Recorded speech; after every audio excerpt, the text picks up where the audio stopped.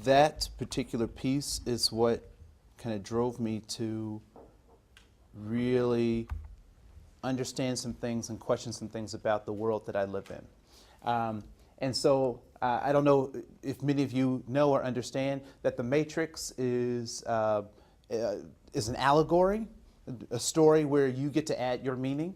And it was based off of Plato's allegory of the cave. And you can find that in the Republic. I would suggest that you not read it in the Republic because that Greek is just so confusing that I Google it if you like.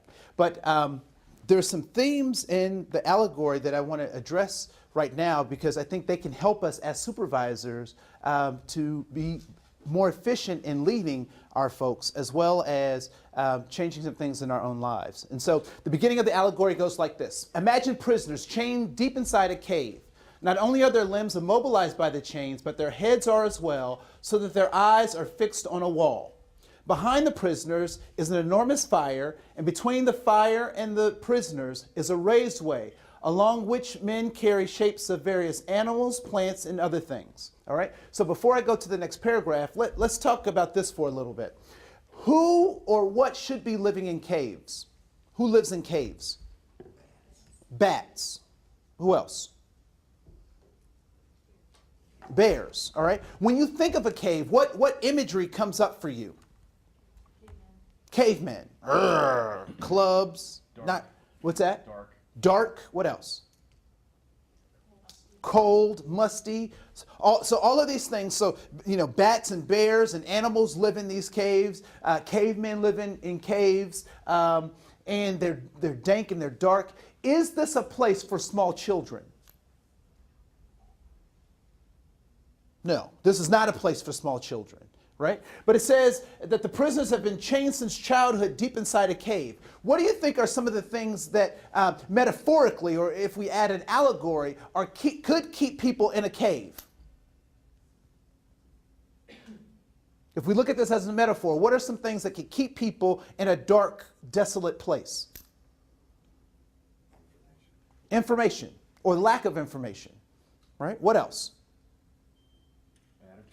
Attitude. Right? Not having the appropriate attitude to get them out of a situation that they're in. Right? What else? Afraid to go outside of their comfort zone. Afraid to go outside of their comfort zone. Right? The fear. It could be. It could also be things like addiction or abuse, or the fear of all of those things that we just mentioned. Right? So not only are their limbs immobilized by the chains, but their heads are as well, so their eyes are fixed on the wall. Immobilized means that they can't move, but their eyes are fixed on a wall. And behind the prisoners is an enormous fire, and between the fire and the prisoners is a raised way in which men carry various plants, animals, and other things. Now, how did the fire get into the cave? Is that a natural occurrence? Is fire in a cave a natural occurrence? No. So how did the fire get into the cave? Somebody made it, right? So someone brought resources outside of the cave, built this cave, and built this fire. The next paragraph says that the shapes cast shadows on the wall which occupy the prisoner's attention. The shapes cast shadows. What is a shadow?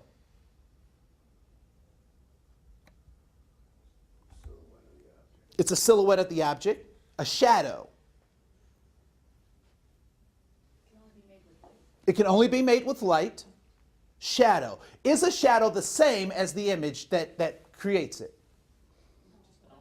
No, it's just, it depends on the angle of the light. It's just an outline of that, right? So the object that made it can oftentimes be a 3D object, but the shadow is in how many dimensions? 2. Right? It has a length and it has a width, but it doesn't have depth, right? So the shadows are being created by this fire. So the shapes cast shadows on the wall which occupy the prisoner's attention. Wait a minute, we have prisoners who've been here since childhood. What should prisoners be thinking about? Escaping, right? But instead, what are they thinking about? These shadows, right? So the shapes cast shadows on the wall which occupy the prisoner's attention. Also, when one of the shape carriers speaks, The echo against the wall causes the prisoners to believe that the words are coming from the shadows. So the prisoners actually believe that the shadows are what? Talking. What is an echo? Okay, it's a reverberation of sound or a reflection of sound off of an object. Is the echo the same as the original voice or sound that created it? No. And oftentimes they're somewhat distorted, right? You know, you yell into a cave, hello, hello, hello, hello. Or hello, hello, hello, right? It can fill up a room or it can be diminished depending on the cave. So if you're walking into the situation and you see these people chained and they're looking at shadows and they think that the shadows are talking, what do you say about these people? Or what do you notice about these people? What would you say? Boring existence. All right, they have what? A boring existence. They have a boring existence. All right, there's a naivete about them. What else would you say? They don't know they're prisoners. They don't know that's it. I know that because I'm coming from outside, but Okay. when I'm in there, I don't know that. Yeah, so they may not even know that they're necessarily prisoners. But I, as an observer, know, right? I may have pity on them. I may, say that they're insane. Why can't these people just get up and make something happen for themselves? But for them, this is the only reality they know. So the echoes against the wall cause the prisoners to believe that the words are coming from the shadow. The prisoners engage in what appears to be a game, naming the shapes as they come by. This, however, is the only reality they know, even though they're only seeing shadows of images, right?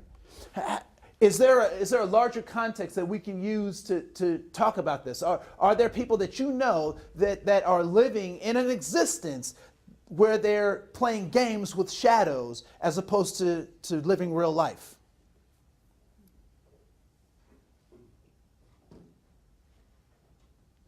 When I think about this, I think of our reality TV shows. I was watching one called The Hills or something on MTV, and this 30-something-year-old guy bought this, $400 million home, and it's got a pool, and that's not real. They show people working at Teen Magazine and all this kind of stuff and presenting these real situations in an unreal way. I think the biggest farce I ever saw was The Real World on MTV when I was growing up as a teenager, right? Because they had all these extra cool jobs, but you never saw them at the job, And a lot of people get caught up and think that these things are real. What is real? How do you determine what is real?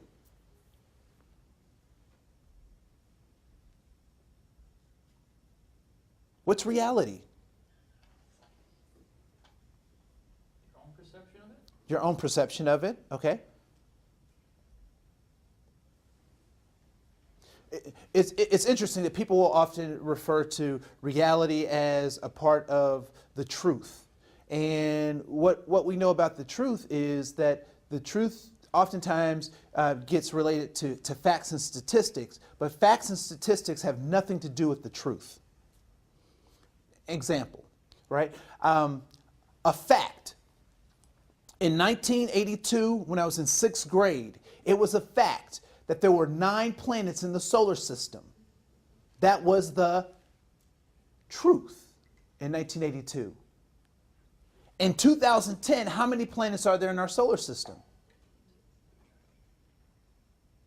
How many? 8. Why 8? They determined that Pluto was not a planet. So I'm taking these statistical pieces and I'm creating the truth when actually the truth has little to do with those things. All right? The truth is determined by what we know now. Our knowledge today will be, if we look out into the year 4000, it'll be superstition to them what our facts are now.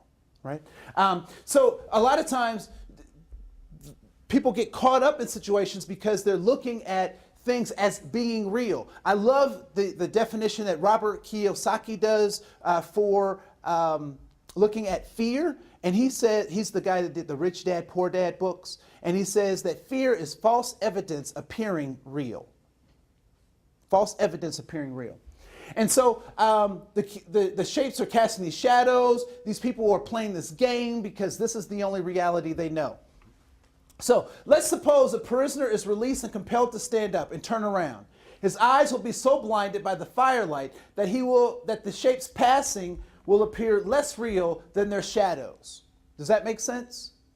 So he's looking at these objects, and he's looking at this firelight, and he has diminished ability to decipher what these things are. And why is that? Why is looking at the firelight directly impacting his ability to see things clearly or to understand things clearly? Yeah, so he's been in the cave so long that it's affecting his vision. And looking directly at the light could almost be painful in terms of how he wants or needs to see the world.